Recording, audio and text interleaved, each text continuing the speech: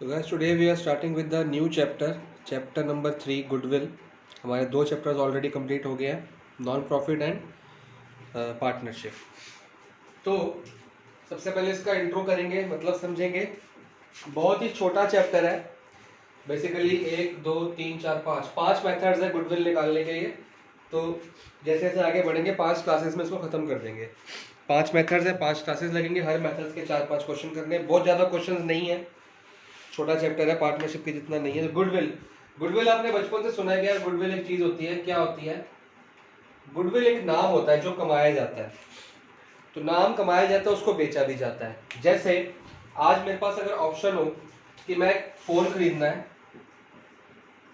और मेरे पास पैसे हैं, या तो मैं सैमसंग का लूंगा, या मैं ओप्पो का ले सकता हूँ, या मैं आईफोन ले सकता हूँ। तो आपके हिसाब से इन तीनों में बेटर कौन सा है? सब लोग आग बन के करके बोलेंगे सर आईफोन ले लो, ठीक है ना। मैं बोलूँगा यार बड़ा महंगा है। आप लोग बोलेंगे सर महंगा है लेकिन क्वालिटी तो है ना। क्या चीज़ है? क्वालिटी। कि एक बार लेना परेशानियां खत्म। अगर महंगा है तो महंगा क्यों है? क्या जो फीचर्स आईफोन में इनफोन में नहीं है? बिल्कुल है। सारा काम आईफोन जो करता है वो ये फोन्स भी कर देते हैं। फिर आईफोन के पीछे हम क्यों पड़ते हैं? क्योंकि उसकी कुछ क्वालिटी है, उसका कुछ ब्रांड नेम है। हम ब्रांड नेम के पास जाते हैं। उसने एक अपना नाम दुनिया में बना रखा है जिसके वजह से वो फेमस है। तो ये जो ब्रांड नेम है ना, जो इसने बना रखा है, इसको हम कहते हैं गुडविल। ठीक है जी।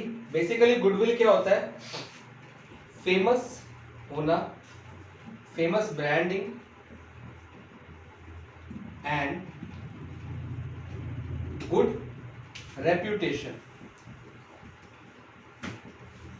इन मार्केट। आपका ब्रांड फेमस हो गया, आपका नाम फेमस हो गया और आपकी रेपुटेशन मार्केट में बहुत अच्छी है, उसको सॉरी उसको कहते हैं गुडविल। तो गुडविल का मतलब तो आप लोग थोड़ा बहुत समझ गए, थोड़ा बहुत। जैसे जैसे हम चैप्टर में आगे बढ़ेंगे आपको डिटेल समझ आ जाएगी। अब ये गुडविल आती कहाँ से है? तो बेसिकली गुडविल होगी गुड रेपुटेशन। अब रेपुटेशन, एक सेकेंड, तो ये तो एक फील करने वाली बात है। आप बोलोगे सर हम तो अकाउंट्स में मशीनरी, कैपिटल, पैसा, कैश, बैंक सब कुछ दिखता है, तो ये क्या है? Goodwill is an intangible asset.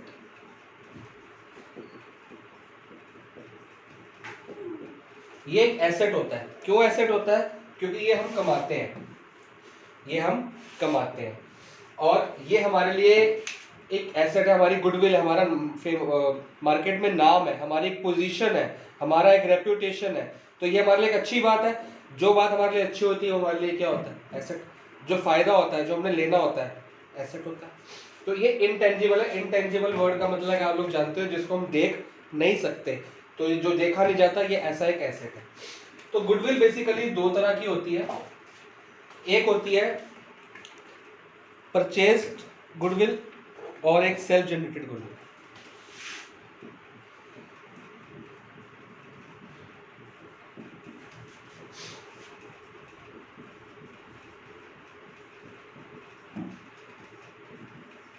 ठीक है जी। दो तरह की गुडविल होती है। परचेज गुडविल वो होती है, मान लो मेरी एक स्वीट शॉप है,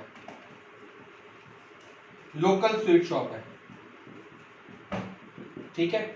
मैं अपने आसपास के एरिया में एक स्वीट शॉप देता हूँ। मेरे को पता लगा कि मेन रोड पे, जेल रोड पे, जो कोई समझ लो अग्रवाल या बड़ी शॉप ले लो, कोई भी बीकानेर ले लो या अग्रवाल की शॉप जो है ना, वो सेल होने वाली है। अब वो सेल हो रही है, मेरी भी स्वीट शॉप है लेकिन मेरी लोकल है, मेरा कोई नाम नहीं है लोकल, मैंने अपना ऐसे घर का नाम रखा हुआ है। मेरे को पता लगा कि यार मेन रोड पे एक दुकान है, ये सेल हो रही है, ये मिठाई की दुकान है, ये अपना नाम बेच रहा है। आप लोग को पता होगा लोग अपना नाम बेचते हैं। वो नाम क्यों बिकता है? क्योंकि वो चली चलाई दुकान है। अब मैं किसी और जगह पे शॉप खोलूँ मान लो मैं यहाँ पे नहीं खोलता, मैं यहाँ पे खोलता हूँ। अगर मैं यहाँ पे शॉप खोलता हूँ तो मेरे को कस्टमर्स को अट्रैक्ट करने में, अवेयरनेस फैलाने में, लोगों को मैं बहुत एडवर्टीजमेंट करनी पड़ेगी, लोगों तक पहुँचने में, कि लोगों को बताना पड़ेगा कि मैंने यहाँ पे शॉप खोली है, मेरा बड़ा एडवर्टीजमेंट का पैसा लग जाएगा। तो वो पैसा मैं बचा सकता हूँ कैसे? मैं वो शॉप यहाँ ना खोल के यहाँ खोल लूँ, ठीक है, इस जगह पे खोल लूँ, साथ में इसी का नाम की खोल लूँ, बीकानेर के नाम की या अग्रवाल के नाम की। अब वो तो पॉसिबल नहीं है, अभी अग्रवाल तो अपनी दुकान कहीं और लेके जा रहा है, वो मेरे को अपना नाम क्यों देगा? तो मैं उसको बोलता हूँ भैया तेरी यहाँ पे क्या बनी हुई है, तेरी यहाँ पे क्या बनी हुई है, रेपुटेशन बनी हुई है, या तेरी यहाँ पे मार्केट बनी हुई है। तो रेपुटेशन और मार्केट में जो नाम है उसको हम क्या कहते हैं? बेसिकली तेरा यहाँ पे क्या बना हुआ है, गुडविल। अगर तेरी गुडविल बनी है, तू मेरे को अपना नाम बेच दे, मेरे को अपना नाम बेच दे, मैं तेरा नाम खरीद लूंगा, मैं अपनी दुकान ये वाली बंद कर दूंगा और ये दुकान का सारा सामान मैं यहाँ शिफ्ट कर दूंगा। दुकान मेरी होगी, सामान मेरा होगा, लेबर मेरी होगी, सब कुछ मेरा होगा, सिर्फ क्या होगा, नाम तेरा होगा। बोर्ड जो ऊपर लगेगा ना वो बीकानेर का या अग्रवाल का लगेगा। तो वो कहता ठीक है, मेरे को तो बदले में क्या देगा, उसमें मेरे को क्या फायदा? तो मैं बोलता हूँ कि तेरी जो गुडविल है ना यहाँ की, मैं तेरी गुडविल क्या कर लेता हूँ, परचेज कर लेता हूँ, ठीक है जी। तो इसे कहते हैं परचेज गुडविल। अगर कोई किसी की दुकान खरीद रहा है या कोई जगह पे कोई लैंड खरीद रहा है, तो वो उसका नाम अगर साथ में खरीद लेता है, या लैंड ना भी खरीद रहा हो, मैं अगर अपनी दुकान पे, यहाँ पे मेरी दुकान थी स्वीट शॉप, मैं इस पे ही ये वाला नाम लिखना चाहूँ तो क्या मैं लिख सकता हूँ? नहीं, जब तक नहीं लिख सकता जब तक मैं उसकी गुडविल नहीं खरीदता। तो जैसे ही मैं उसकी गुडविल क्या कर लूंगा, परचेज कर लूंगा, कि मैं अपनी शॉप के आगे बीकानेर लिख सकता हूँ। आई बात समझ में? अगर मैं कपड़े या समझ लो शूज मैन्युफैक्चर कर रहा हूँ, मैं शूज मैन्युफैक्चर कर रहा हूँ, क्या मैं उसके आगे प्यूमा लिख सकता हूँ? नहीं लिख सकता, क्योंकि प्यूमा एक ब्रांड है, उसकी अपनी गुडविल है। हाँ, अगर मैं कंपनी के पास जाऊं, उनसे बोलूं कि मेरे को गुडविल बेचो, वो कहेंगे हम क्यों बेचे, हमें क्या फायदा? अगर मैं गुडविल खरीदता हूँ, उसकी परचेज करता हूँ, कुछ पैसे उनको देता हूँ, गुडविल खरीदता हूँ, तो मैं अपने शूज के आगे प्यूमा का ट्रेडमार्क लगा सकता हूँ, अपनी दुकान के आगे, अपनी फैक्ट्री के आगे प्यूमा लगा सकता हूँ। तो बेसिकली इसे कहते हैं परचेज्ड गुडविल। तो परचेज गुडविल जो है वो खरीदी जाती है अपना किसी और का नाम अपनी दुकान के नाम के आगे लिखने के लिए। उससे हमें फायदा क्या होता है? फायदा ये होता है कि चला चलाए कस्टमर मिल जाता है, एडवर्टीजमेंट का खर्चा बच जाता है, लोगों को बताना नहीं पड़ता। सीधा मैं जाके बोलूंगा कि अब प्यूमा के शूज को फेमस थोड़ी करना है, अपने शूज के आगे प्यूमा लिखा है, बाजार में फेंको, बिक रहे हैं आराम से। अपनी दुकान के आगे अग्रवाल लगा दो, सब लोग अपने आप आ जाएंगे। तो ये नाम फेमस है इसलिए लोग अपने आप आ जाते हैं। तो नाम ही काफी है गुडविल के लिए, ठीक है। तो बैलेंस शीट में गुडविल आती है, अगर ये परचेज गुडविल है तो ये बैलेंस शीट में आती है। और किस साइड आती है? राइट साइड आती है गुडविल, ठीक है जी। गुडविल अमाउंट यहाँ पे एसेट साइड पे आती है। ये इंट्रो तो बहुत स्लो पढ़ाया जाएगा आपको। हमारे सिलेबस में परचेज गुडविल नहीं है, क्योंकि इसमें कुछ है ही नहीं, इसका अमाउंट हमको। अच्छा, पहले बात करते हैं गुडविल निकालनी क्यों है। गुडविल निकालने के लिए कुछ रीजंस होते हैं। हमको गुडविल, इस चैप्टर में गुडविल कैलकुलेट करने को बोला जाएगा। तो नीड क्यों है गुडविल कैलकुलेट करने के लिए? नीड है कि या तो आप किसी की वो परचेज कर रहे हो, अगर आप परचेज कर रहे हो किसी की शॉप, तो गुडविल तो निकालनी पड़ेगी ना।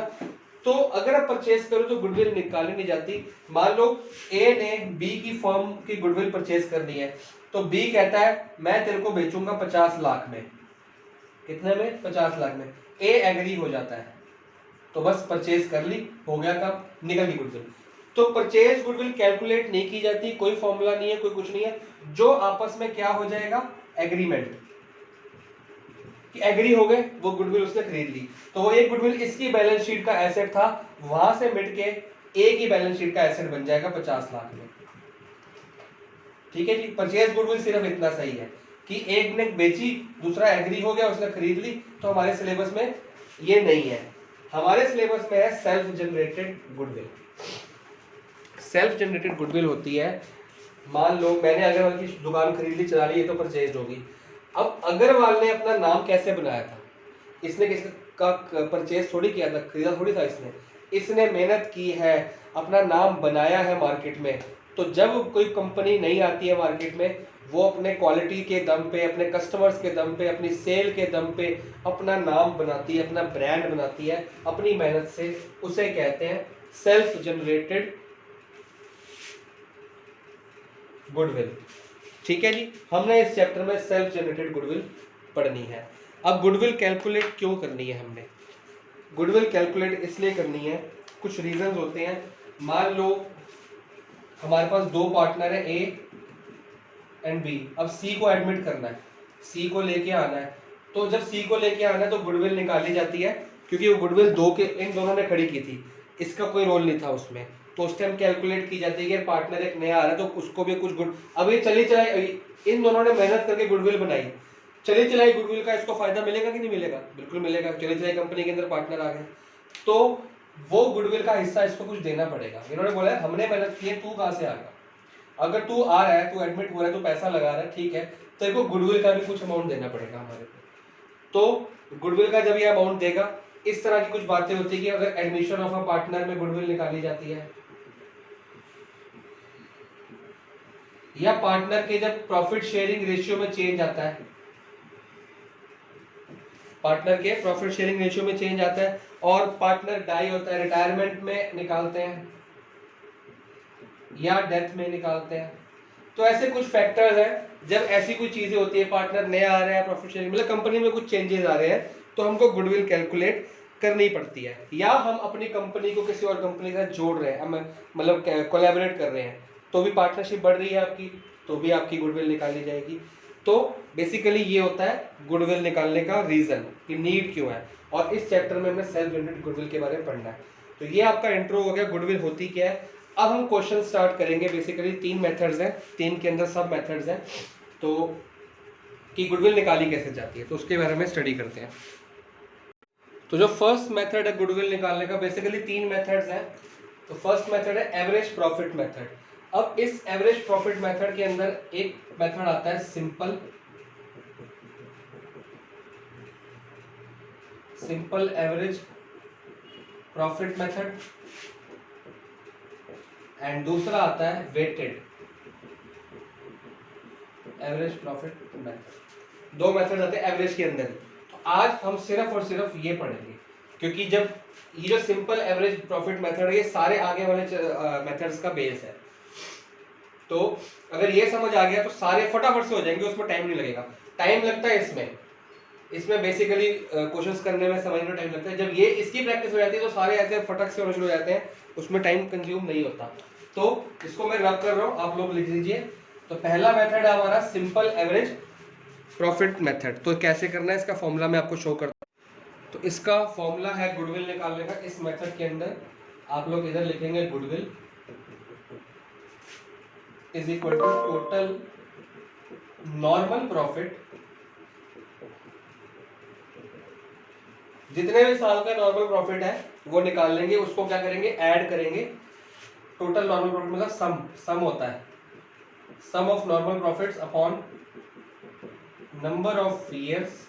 भी कितने साल का, अगर 3 साल का है तो मान लो कि 3 साल का प्रॉफिट है 1 लाख, 2 लाख प्लस 2 लाख, तो कितना हो गया 5 लाख।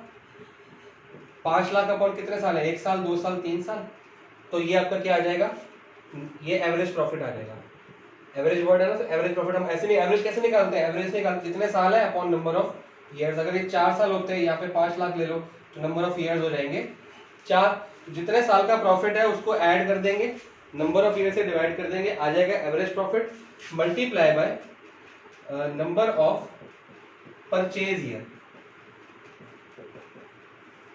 ठीक है जी, इसका मैंने मतलब समझिए, नॉर्मल प्रॉफिट हर साल का प्रॉफिट आपको क्वेश्चन में दिया होगा, उसको आप डिवाइड करेंगे, कितने साल का प्रॉफिट है उतने नंबर ऑफ ईयर्स से डिवाइड कर देंगे। अब नंबर ऑफ परचेज ईयर भी आपको क्वेश्चन में गिवन होंगे, इसको निकालना नहीं है, सब कुछ क्वेश्चन में गिवन होगा। इसका मतलब ये होता है कि मान लो आज हम गुडविल निकाल रहे हैं आज की 2020 की, कि 2020 की वैल्यू कितनी है, पिछले 5 साल की प्रॉफिट्स के बेस पे निकाल रहे हैं कि पिछले 5 साल का प्रॉफिट कितना हुआ था, उसके हिसाब से निकाल रहे हैं। अगर ये गुडविल मैं किसी को बेचता हूँ, परचेज मतलब कोई बंदा परचेज करता है मेरे से, मैं किसी को बेचता हूँ, तो ये गुडविल उसको आने वाले कितने साल तक फायदा देगी। मतलब अगर मेरा नॉर्मल प्रॉफिट हो रहा है हर साल का 5-5 लाख या 4 लाख लगभग एवरेज ले लो, फिर 5 लाख हो गया, तो एवरेज आ रही है 5, 5.5 या 4.5 5 लाख रुपए एवरेज आती है। तो मेरे को 2020 तक इतना हर साल प्रॉफिट हो रहा है। तो सेम प्रॉफिट या सेम गुडविल का फायदा कोई मेरे से खरीदता है, मेरी कंपनी या मेरा नाम, कंपनी नहीं खाली नाम, तो उसको कितने साल तक फायदा मिलेगा, तो वो होता है नंबर ऑफ परचेज ईयर, कि कितने साल परचेज करने के बाद कितने ईयर्स तक मेरे गुडविल का उसको फायदा मिल सकता है। तो वो भी यहाँ पे कैलकुलेट की जाती है गुडविल निकालने के लिए। तो सिंपल सा फॉर्मूला है, प्रॉफिट्स को ऐड करेंगे, नंबर ऑफ ईयर से डिवाइड करेंगे और परचेज ईयर क्वेश्चन में गिवन होगा उससे हम मल्टीप्लाई करेंगे। लेकिन प्रॉब्लम जो आती है ना, ये नॉर्मल प्रॉफिट के लिए आती है। अब क्वेश्चन करेंगे, क्लियर हो जाएगा। नॉर्मल प्रॉफिट का फॉर्मूला लिख लो कि what is normal profit. Normal profit निकालने का मतलब ये होता है कि रेगुलर प्रॉफिट, जो आपको रेगुलर प्रॉफिट रूटीन में प्रॉफिट होता है, सिर्फ आपने वो लेना है। अगर कोई एबनॉर्मल प्रॉफिट होता है या इररेगुलर प्रॉफिट होता है, उसको आपने माइनस कर देना है। और इररेगुलर या एबनॉर्मल कोई लॉस होता है तो वो आपने क्या कर देना है, ऐड। इस कंसेप्ट का मतलब ये है कि आपने गुडविल निकालने के लिए सिर्फ रेगुलर प्रॉफिट, रेगुलर नेचर का जो प्रॉफिट होता है, जो आपको रूटीन में होता है, सिर्फ वही कंसिडर कर रहा है। कोई एबनॉर्मल चीज आपके साथ हुई है, कोई एबनॉर्मल फायदा हो गया है, जैसे कि आपने कोई मशीनरी बेच दी सडनली। अब मशीनरी आप रूटीन में तो नहीं बेचते, रेगुलर तो नहीं बेचते, वो तो बाई चांस खराब होगी, आपने बेच दी और वो फायदे में प्रॉफिट में बिक गई, तो आपका एबनॉर्मल प्रॉफिट है, तो वो इसमें से क्या कर देंगे, माइनस कर दोगे, इसमें नहीं लेना वो। और इसी तरह से कोई एबनॉर्मल लॉस हो गया, मान लो कि फैक्ट्री में आग लग गई थी थोड़े एक दिन के लिए, तो फैक्ट्री में आग लगी, उससे 10-20 हजार रुपए का या 1 लाख 2 लाख का नुकसान हो गया था। अब ये नुकसान रोज तो नहीं होना आपका, तो ये वाला नुकसान हो गया, तो ये प्रॉफिट में से माइनस किया होगा हमने उस साल में, इसको ऐड कर देंगे। तो इसका फॉर्मूला बनता है, नॉर्मल प्रॉफिट निकालने का होता है, या जिस साल का निकालना है, normal profit is equal to जो रेगुलर प्रॉफिट आपको दिया हुआ है, प्रॉफिट या लॉस जो भी दिया होगा उसमें से लेस करना है आपने। क्या लेस करना है, एबनॉर्मल प्रॉफिट। एबनॉर्मल प्रॉफिट का मतलब ये हुआ कि किसी साल आपको कोई फायदा हो गया, कोई मशीन एक्स्ट्रा बेच दी आपने, आपको कोई फायदा हो गया, वो आपका फायदा। यहाँ पे नॉर्मल प्रॉफिट का मतलब है कि रोज जो आप प्रॉफिट कमाते हो, रेगुलर रूटीन में जो प्रॉफिट कमाते हो, वो लेना है सिर्फ गुडविल के लिए। एबनॉर्मल कोई गलती से फायदा हो गया जो आपको रोजमर्रा में नहीं होना, वो अगर हो गया, तो मान लो 2017 में हुआ, तो वो आपने उस साल के प्रॉफिट में ऐड किया होगा। 2017 का जब प्रॉफिट एंड लॉस निकाला होगा, अकाउंट बनाया होगा, तो ये जो प्रॉफिट आपका मशीनरी बेचने पे हुआ होगा, उस साल के प्रॉफिट में आपने क्या किया होगा, ऐड किया होगा। तो अब यहाँ पे निकालने के लिए उसको माइनस कर देंगे। क्यों माइनस कर देंगे, क्योंकि हमको वो वाला नहीं लेना था। इसी तरह से और क्या ऐड करने हैं, रेगुलर प्रॉफिट ओमिटेड। कोई ऐसा प्रॉफिट, एबनॉर्मल का मतलब ये होता है कोई ऐसा प्रॉफिट है जो रेगुलर बेस पे नहीं होता, अगर वो हो गया था उसको माइनस कर देंगे। लेकिन अगर कोई नॉर्मल रेगुलर नेचर का प्रॉफिट हो गया है, लेकिन हम उसको ओमिट कर दिए, हमने उसको लिखना भूल गए हैं प्रॉफिट को, तो वो तो जोड़ना पड़ेगा ना, क्योंकि रेगुलर प्रॉफिट ले रहे हैं, नॉर्मल प्रॉफिट ले रहे हैं। तो अगर कोई ऐसी चीज हम भूल गए हैं तो वो हमने उसमें ऐड करनी है, ठीक है ना। और क्या करना है, नहीं सॉरी, एबनॉर्मल प्रॉफिट है तो यहाँ पे आएगा रेगुलर लॉस ओमिटेड। क्यों, क्योंकि हम लेस कर रहे हैं। तो अगर एबनॉर्मल प्रॉफिट तो कभी कभी होता है, वो बाई चांस कभी हो गया होगा, तो उस साल ऐड किया था तो इस साल माइनस कर रहे हैं। लेकिन उस साल कोई लॉस हुआ था, हम लिखना भूल गए, और वो लॉस एबनॉर्मल नहीं है, रेगुलर नेचर का लॉस है, पीएनएल में लेस करना चाहिए था, हम करना भूल गए, तो वो माइनस कर देंगे इस साल। तो बेसिकली मतलब क्या होगा, नॉर्मल प्रॉफिट में एबनॉर्मल चीज का कोई प्रॉफिट आ गया था तो लेस कर दो, नॉर्मल कोई लॉस था तो वो भी लेस कर दो। ऐड क्या होता है, एबनॉर्मल लॉस। एबनॉर्मल लॉस यहाँ से मतलब हो रहा है कि कोई नुकसान, मान लो फर्नीचर बेचा, फर्नीचर रोज तो नहीं बेचते, अब फर्नीचर हमने बेचा घाटे पे, हमारा नुकसान हुआ, ये रोज तो नहीं होना, तो जिस साल बेचा था उस साल हमने लॉस कर दिया होगा, मतलब पीएनएल अकाउंट में माइनस कर दिया होगा, तो इस साल उसको ऐड कर देंगे, वापस जोड़ देंगे प्रॉफिट के अंदर। और क्या करेंगे, रेगुलर या नॉर्मल प्रॉफिट। अगर कोई प्रॉफिट है जो हम लिखना भूल गए हैं, तो नॉर्मल नेचर का है, रेगुलर नेचर का प्रॉफिट है जो हर साल होता है हमारे को, तो वो हम ऐड कर देंगे। वो लिखना भूल गए तो लिख देंगे। तो इसमें रेगुलर लॉस में आपका रेगुलर ये भी आ जाता है एक्सपेंस, लेस कर देते हैं। अगर रेगुलर मान लो सैलरी हर महीने देनी होती, सैलरी हर साल देनी होती, सैलरी को ओमिट कर दी हमने,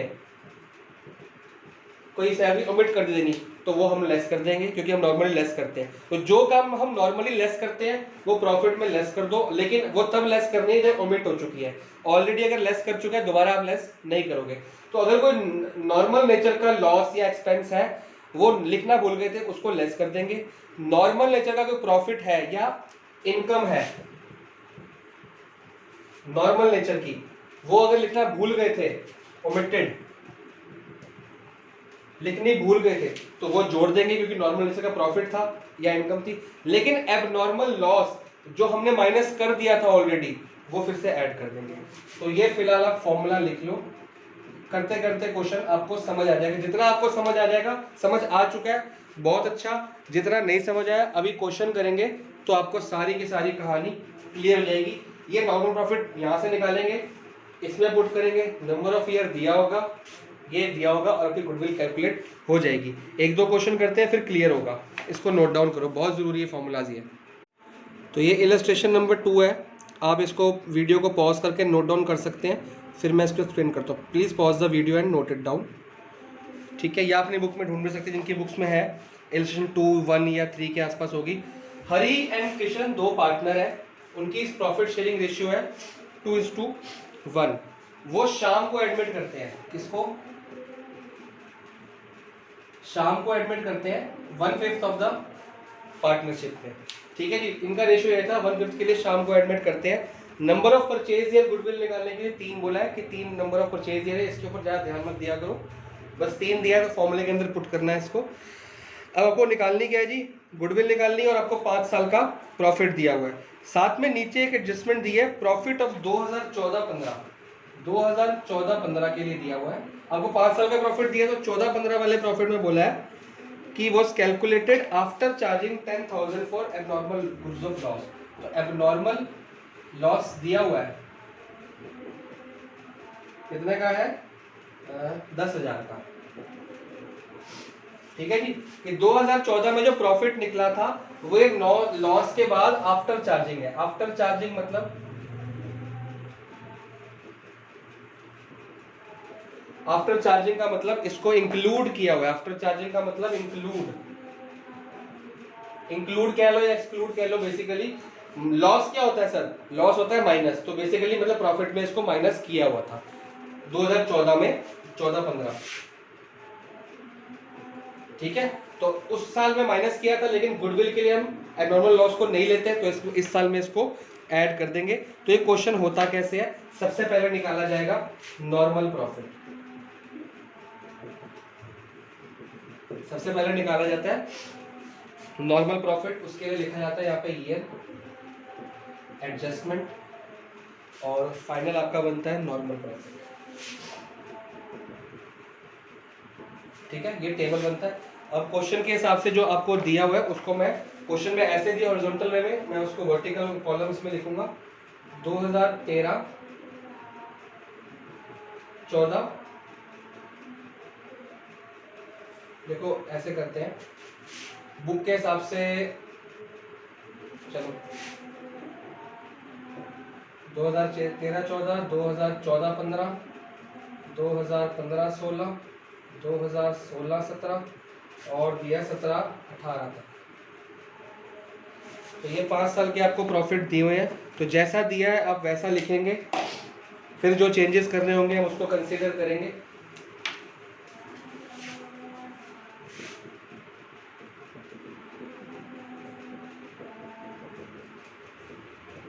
ठीक है जी, ऐसे करना है। तो प्रॉफिट दिया कितना है? 50,000। पहले जो दिया है उसको सारा लिख लो आप। ये ध्यान से लिखना कि जिस साल का दिया उस साल के आगे ही लिखा जाए। ये ब्रैकेट में दिया है क्वेश्चन में, आप लोग ध्यान से देखो, क्वेश्चन में ब्रैकेट में दिया, मतलब ये क्या है? लॉस है, ये लॉस है क्योंकि ये ब्रैकेट में दिया हुआ है। तो करना क्या है? एडजस्टमेंट क्या दिया कि 2014-15 में कुछ लॉस हुआ था। अब हमको पता है एबनॉर्मल लॉस को क्या करते हैं, हम ऐड करते हैं, हमने फॉर्मूला लिखा था। तो 2014-15 में एबनॉर्मल लॉस को क्या कर दिया जाएगा, ऐड, बस। और कोई एडजस्टमेंट दी नहीं है, अगर दी होती तो हम वो वहां पे कर देते। तो हमारा फॉर्मूला क्या, फाइनल प्रॉफिट यहाँ पे निकला 50,000, 40 + 10 50,000, 75 वैसे का वैसा। इस क्वेश्चन में एक ही एडजस्टमेंट थी। अगर ये सिंपल मैंने क्वेश्चन जान के लिया है ताकि आपको मेथड समझ आ जाए। लॉस को लॉस ही लिखेंगे और 50,000 वैसे का वैसे ही रहेगा। जब ये हम टोटल कर लेंगे तो आएगा 50 + 50 1 लाख, 1,75,000 में से 20 खर्च गया, 1,50,000 + 50 आ जाएगा 2 लाख। यहाँ पे टोटल कर लेना। टोटल हमेशा इसका करना है, इसका नहीं करना, क्योंकि ये बिफोर एडजस्टमेंट था, ये आफ्टर एडजस्टमेंट। तो हमको आफ्टर एडजस्टमेंट चाहिए। अब हमारी निकलेगी गुडविल। तो गुडविल का फॉर्मूला हमने लिखा हुआ है, टोटल नॉर्मल प्रॉफिट। कितना आ गया टोटल नॉर्मल प्रॉफिट, ये टोटल है, total normal profit upon number of years. कितने साल का है जी, 1 2 3 4 5। या इसको कहते हैं एवरेज प्रॉफिट, जो एवरेज वर्ड आपने लिखा था ना, तो सिंपल एवरेज। तो ये आपका आ गया सिंपल एवरेज। अगर आपको क्वेश्चन में गुडविल ना निकालनी हो, सिर्फ खाली एवरेज प्रॉफिट निकालने को बोला जाए, तो ये आपका एवरेज प्रॉफिट है। 2 लाख अपॉन 5 कितना आ गया, 40,000। तो 40,000 क्या निकलेगा आपका एवरेज प्रॉफिट। अगर खाली एवरेज प्रॉफिट एमसीक्यू में पूछ लिया जाए, जो नंबर ऑफ ईयर्स का प्रॉफिट डिवाइड करके टोटल प्रॉफिट, एवरेज प्रॉफिट आ गया। तो गुडविल के लिए multiply by number of purchase year, number of purchase year दिया है 3। तो ये फॉर्मूला गुडविल वाला लिखा है मैंने, फॉर्मूला लिखने की जगह नहीं है, आप लोग खुद कर लेना। इसको मैं डिवाइड करता हूँ 40,000, 1,20,000 गुडविल है। बस आपका क्वेश्चन यहाँ पे खत्म हो गया। प्रॉफिट शेयरिंग रेशियो क्या था क्या नहीं था हमें उससे मतलब नहीं है, हमें सिर्फ और सिर्फ मतलब होता है इससे, एडजस्टमेंट से। ये माइनस करनी है कि प्लस करनी है। एबनॉर्मल लॉस है तो प्लस होगा, एबनॉर्मल प्रॉफिट है तो माइनस होगा, नॉर्मल प्रॉफिट है तो प्लस होगा, नॉर्मल लॉस है तो माइनस होगा, लेकिन वो ओमिट होना चाहिए, पहले माइनस नहीं होना चाहिए। अगला क्वेश्चन करते हैं और समझ आ जाएगा। तो अगला क्वेश्चन इलस्ट्रेशन है, आप अपनी बुक को सामने खोल के मैच कर लीजिए। अमन एंड भरत वाला क्वेश्चन है, अमन एंड भरत वाला। अगर मिल गया ठीक है, वरना मैं इसको वीडियो को पॉज करिए और इसको नोट करिए यहीं पे। तो मैं सीधा स्टार्ट करने लगा हूँ क्वेश्चन। अमन और भरत, अमन ने भरत को परचेज करनी है, अपनी बिजनेस बेचना है उसको, तो गुडविल निकालनी है। तो जो हम सबसे पहले नॉर्मल प्रॉफिट निकालते हैं वहीं से स्टार्ट करूंगा। मैं कुछ भी नहीं लिख रहा, सिर्फ नॉर्मल प्रॉफिट निकालने के लिए लिखते हैं। तो यहाँ पे ईयर आता है, यहाँ प्रॉफिट आता है, एडजस्टमेंट आएगी और यहाँ पे नॉर्मल प्रॉफिट आता है। तो 3 साल का है, 2018, 2019 और 2020। 1 लाख पहले जो दिया है उसको चुपचाप से लिख लो, फिर एडजस्टमेंट पे ध्यान देंगे। 85,000, ठीक है जी। अब 2018 की एडजस्टमेंट दी हुई है 1 lakh including N abnormal gain of इतने। एबनॉर्मल गेन दिया हुआ है, एबनॉर्मल गेन क्या होता है, एबनॉर्मल गेन माइनस होता है, तो माइनस कर देंगे कितना, 10,000। ये इंक्लूडिंग है, इसके अंदर इंक्लूड है तो हमको माइनस करना पड़ेगा, ठीक है जी। आ जाएगा 90,000। लेकिन अगर कहीं एक्सक्लूडिंग लिखो तो माइनस मत कर देना, वो ऑलरेडी एक्सक्लूड कर दिया, ठीक है। जो माइनस करना है वो पहले एक्सक्लूड है तो कुछ मत करना, ये इंक्लूड है तो माइनस करेंगे। 1,10,000 after charging N abnormal loss. Abnormal loss कितने का है, 20,000। एबनॉर्मल लॉस क्या होता है, क्वेश्चन साथ साथ पढ़ते रहो। एबनॉर्मल लॉस है 20,000 का। एबनॉर्मल लॉस को क्या करते हैं हम, ऐड, तो ऐड करेंगे 20,000। तो फॉर्मूला बार बार बताता हूँ, एबनॉर्मल प्रॉफिट माइनस होता है, एबनॉर्मल लॉस ऐड होता है। नॉर्मल प्रॉफिट या income, abnormal profit minus abnormal loss add. Normal profit या इनकम अगर ओमिट की गई है, लिखना भूल गए तो ऐड होगी। नॉर्मल लॉस या एक्सपेंस ओमिट किया गया है तो माइनस होगी। ये आपका बेसिक फॉर्मूला है नॉर्मल प्रॉफिट निकालने, क्या ऐड होता है क्या माइनस। तो एबनॉर्मल लॉस क्या होता है, ऐड, तो ऐड कर दिया 1,30,000 होगा।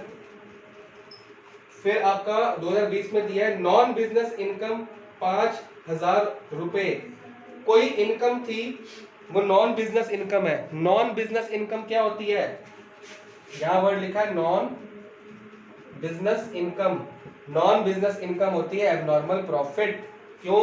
क्योंकि वो बिजनेस की इनकम, अगर खाली लिखा होता बिजनेस की इनकम तो नॉर्मल बिजनेस इनकम होती, वो बिजनेस की इनकम नहीं थी, बाहर से कोई एक्स्ट्रा इनकम हमारी कंपनी को हो गई, तो एबनॉर्मल प्रॉफिट का मतलब ये होता है। तो आपको ये देखना कि क्वेश्चन में डायरेक्टली एबनॉर्मल प्रॉफिट ना देके एबनॉर्मल प्रॉफिट के अंदर क्या क्या वैरायटी आ सकती है। अभी सेल ऑफ मशीनरी से प्रॉफिट हुआ, सेल ऑफ फर्नीचर से प्रॉफिट हुआ, लॉस ऑफ फायर से लॉस हुआ, लॉस ऑफ थेफ्ट से लॉस हुआ, तो ये सब एबनॉर्मल प्रॉफिट और नॉर्मल लॉस के अंदर आते हैं। तो ये आपने सोचना ये एबनॉर्मल है कि नॉर्मल है, ठीक है। वो कह रहे हैं 85 में इंक्लूड है नॉन बिजनेस इनकम कितने की, 5000। तो नॉन बिजनेस इनकम इनमें से किस में से आती है? नॉन बिजनेस इनकम आती है एबनॉर्मल प्रॉफिट में। इनकम है मतलब प्रॉफिट है, लेकिन नॉन बिजनेस है, रोजमर्रा की नहीं है, रेगुलर नेचर की नहीं है, तो माइनस कर देंगे क्योंकि इसमें इंक्लूड है। इंक्लूड मतलब इसमें ऐड, प्रॉफिट है तो ऐड किया होगा एक दिन, आज हम इसको माइनस कर रहे हैं, 5000 रुपए की है। जो चीज ऑलरेडी ऐड है लेकिन वो रेगुलर नेचर की नहीं है तो उसको माइनस कर देते हैं एबनॉर्मल प्रॉफिट को। ये आ गया 80,000। धीरे धीरे कंसेप्ट क्लियर हो जाएगा आपको। तो इसका टोटल कर लेंगे 9 and 8 17 और 1 13, 4 लाख आपका इसका टोटल आधा, 3 लाख इसका टोटल आ गया।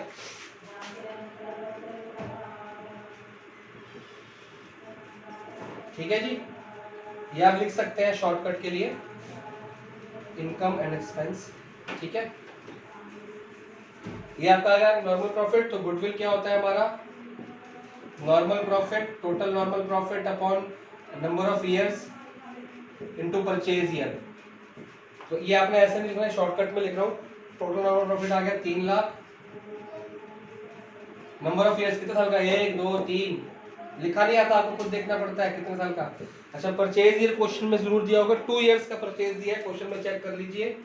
तो 1 लाख अपॉन इंटू 2, आंसर आ गया 2 लाख।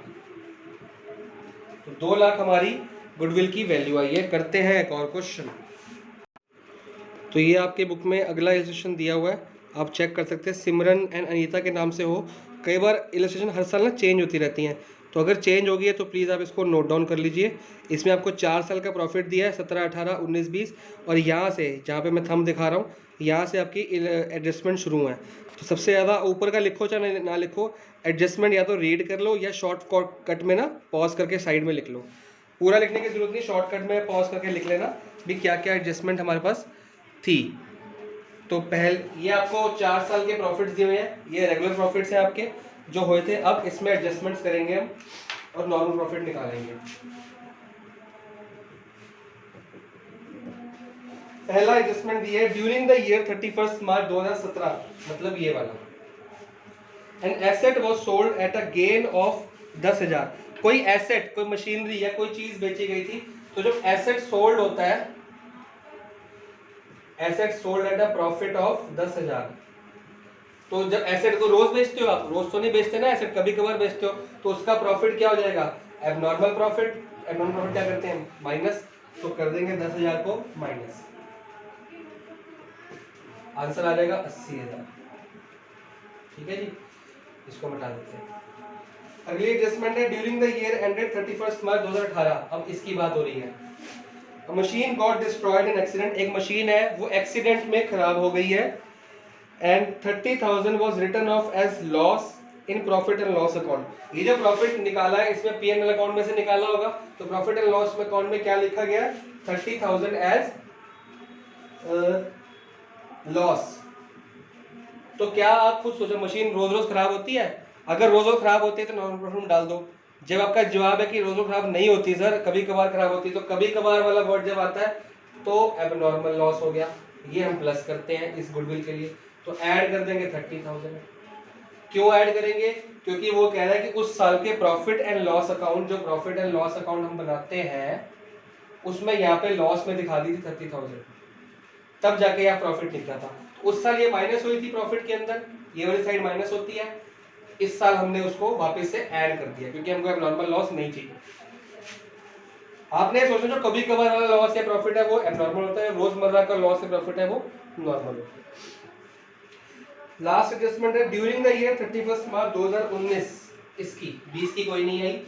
19 में firm's asset were not insured due to oversight, insurance premium being 10,000, it is a regular expense incurred every year. कि हर साल आप इंश्योरेंस का प्रीमियम करते थे,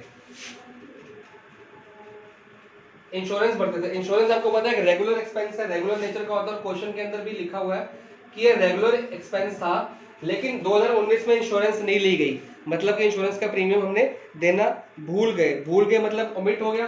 तो इंश्योरेंस एक रेगुलर एक्सपेंस है, तो यहाँ पे हम क्या करते हैं, माइनस करते हैं नॉर्मल एक्सपेंस, या रेगुलर एक्सपेंस को क्या करते हैं, माइनस करते हैं अगर वो देना भूल गए, ओमिटेड।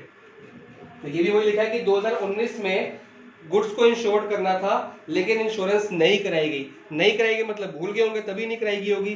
तो ये है आपका 10,000, ये नॉर्मल एक्सपेंस है तो ये माइनस किया जाता है। जो नॉर्मल हम करते हैं वो तो नॉर्मल करेंगे ना, normal expenses and losses profit और माइनस की तो माइनस कर दो, एबनॉर्मल में उल्टा कर दो, profit minus loss plus normal में सेम कर दो। अगर ओमिट हुआ है, बस ओमिट पे ध्यान देना, ये ओमिट वर्ड बहुत इंपॉर्टेंट है, अगर देना भूल गए हैं तो 160 में से 30 माइनस करेंगे तो 1,30,000, ठीक है जी। 180 में से 10 माइनस करेंगे, सॉरी इसमें तो ऐड करना था, 1,90,000 आ गया, इसमें से माइनस करेंगे तो 1,70,000 आ गया। इस साल की कोई एडजस्टमेंट नहीं थी तो ये सेम टू सेम आ जाएगा 2,20,000। तो इसको मैं टोटल कर लेता हूँ, 80, 190, 170 और 2,20,000, 6,60,000, ठीक है जी। ये आ गया मेरे पास नॉर्मल प्रॉफिट। अब मैं सीधा गुडविल का फॉर्मूला, आप लोगों ने ऐसे निकालना है, फिर लिखना है गुडविल का फॉर्मूला पूरा लिखना है, पूरा का total normal profit upon number of years number of purchase है, ठीक है। नॉर्मल प्रॉफिट कितना था अगर ये 1 2 3 4, इसको मत गिन लेना, टोटल है ये, मतलब इनटू कितने नंबर ऑफ परचेज ये क्वेश्चन में से दिए होंगे, गुडविल एट 3 इयर्स परचेज दिया तो मतलब 3 से मल्टीप्लाई करेंगे, तो इसको डिवाइड करते हैं और आपस में मल्टीप्लाई करते हैं, हमारा आंसर आ जाएगा 4,95,000।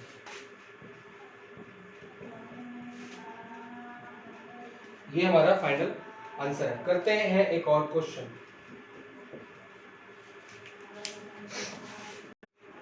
तो ये नेक्स्ट इलस्ट्रेशन है, ओम शांति एंड नमो, ये वाली आप ढूंढ लेना, अगर ना मिले तो वीडियो को पॉज कर लो। और मैं देखो ये प्रॉफिट वगैरह तो मैंने लिख दिया है बोर्ड पे, इसको लिखने की जरूरत नहीं है, नीचे वाली लाइन समझ लो आप, ठीक है। ये नीचे वाली लाइन को नोट डाउन कर लो और क्वेश्चन शुरू करते हैं।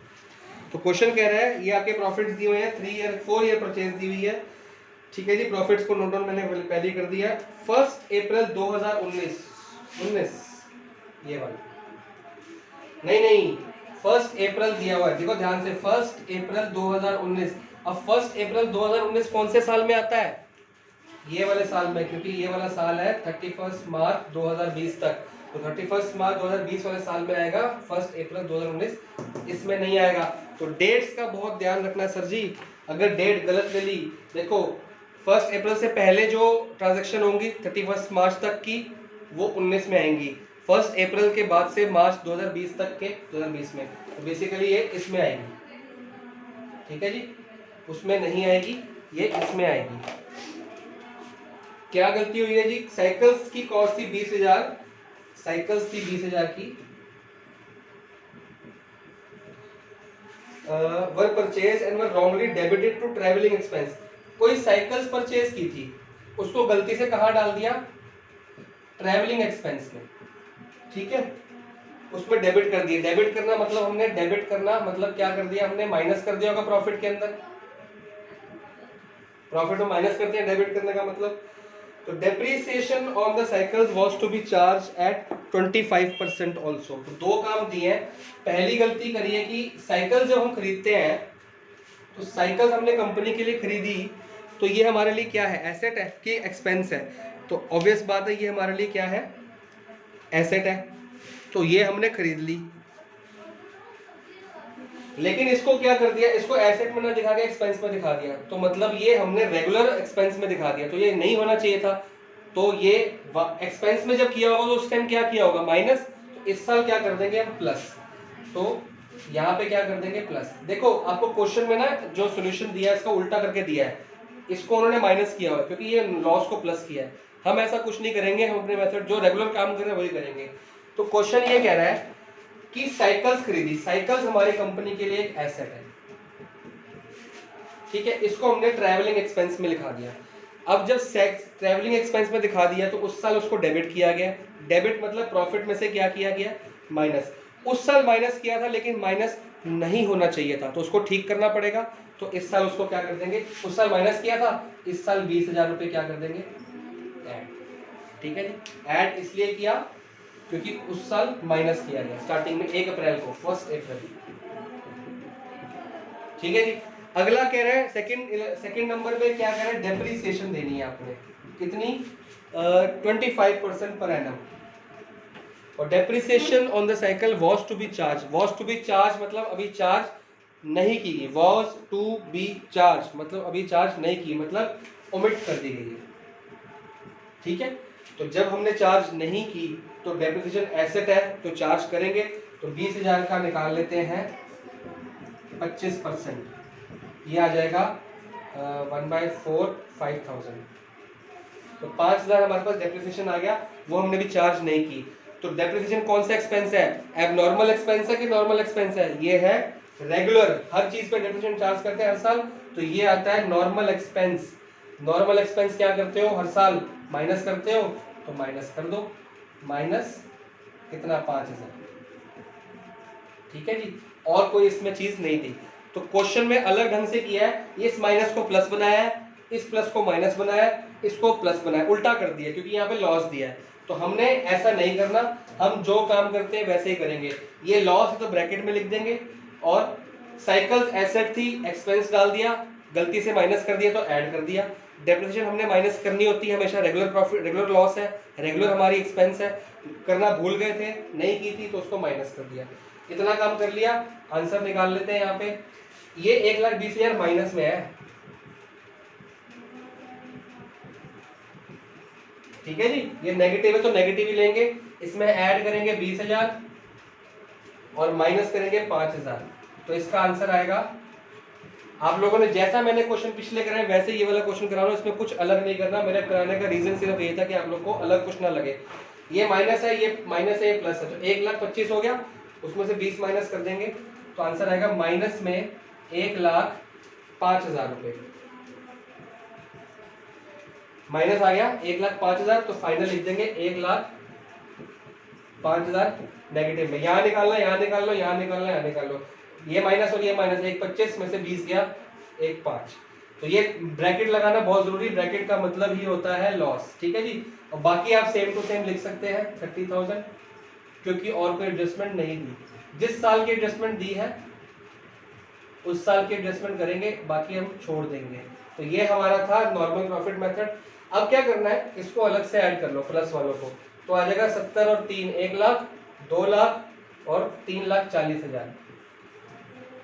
3,40,000 तो आपका ऐड में आ गया, और नेगेटिव है आपका 1,05,000। तो 3,40,000 में से 1,05,000 माइनस करेंगे तो 2,35,000। बच्चे बहुत गलती करते हैं, माइनस को भी प्लस ले लेते हैं। तो यहाँ भी माइनस था तो माइनस लिया, यहाँ भी माइनस तो माइनस ही लिया। कुछ उल्टा सीधा नहीं करना, कुछ नया मेथड, कुछ नया फॉर्मूला नहीं बनाऊंगा मैं लॉस का। जो मेरा प्रॉफिट का फॉर्मूला है वही मैं लॉस में भी लगाऊंगा। इसको मिटा रहा हूं मैं, आप नोट कर लेना रिवाइंड करके। गुडविल निकालते हैं जी।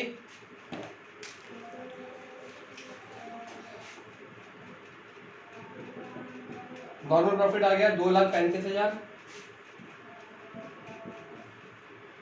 अपॉन कितने साल है, 1 2 3 4 5 साल। लॉस है तो भी गिनेंगे। अच्छा, नंबर ऑफ परचेज ईयर देखते हैं बुक में कितनी दी है, for the purpose 4 year purchase, तो यहाँ पे लिखेंगे 4, तो काट दो इसको।